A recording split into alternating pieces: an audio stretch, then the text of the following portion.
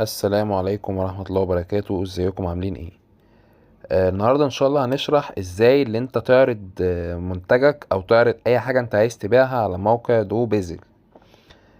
اولا بنفتح الموقع كده. ده بيكون شكل الموقع بعد ما اتغير من اوليكس بقى دو بيزل. اهو السهم اللي في النص، الدايرة اللي عليها علامة زائد دي، هو بيقول لك بيع اي شيء. طبعا عامله بالعربي، سواء انت عامله بالعربي او بالانجليزي نفس الخطوات. هنختار كده.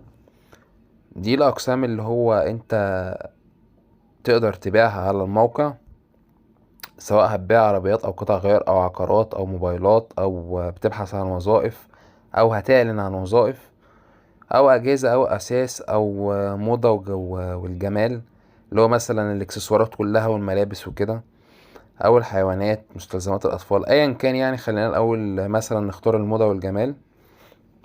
بيدخلني على الموضة والجمال. طبعا مقسم كل حاجة اقسام، لازم تختار الحاجة اللي انت عايز تعرضها صح من بين الاقسام دي. يعني ما ينفعش تكون بتبيع كوتش رجالي وتختار ملابس حريمي، لا، يعني لازم تختار القسم صح. فاحنا هنختار اكسسوارات مثلا عناية شخصية رجالي. بيدخلني بقى على الاعلان زي ما احنا شايفين كده.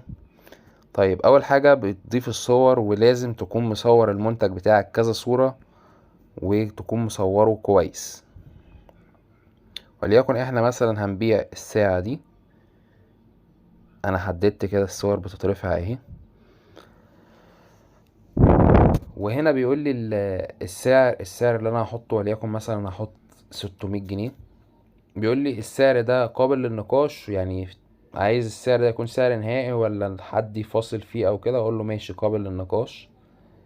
النوع بقى ايه؟ بيقول لي النوع، انا اخترت اكسسوارات رجالي. النوع ايه؟ حقائب ظهر، احزمة، شرابات، كريمات، جوانتي، مستلزمات عناية بالشعر، عطور، ماكينات حلاقة، أحذية، نضارات شمس، محافظ، ساعات. طبعا أنا اخترت في الصورة ساعة، يبقى هنختار الساعات وهندوس تأكيد.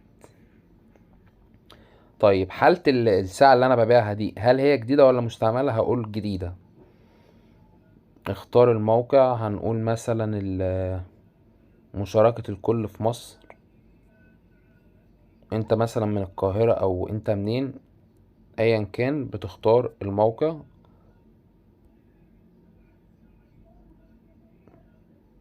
وممكن تحدد موقعك على الخريطة. اهو هو كده بيحدد موقعك. تمام. اسم الاعلان هقول ساعة. لازم طبعا اوصف الاعلان بتاعي عشان اسهل على المشتري واسهل على نفسي، ان الحاجة طول ما انا شارحها اكتر اقدر اللي انا ابيعها بسهولة وابيعها بسرعة. ساعة رجالي، اصلي، صناعة ياباني، ضد المياه.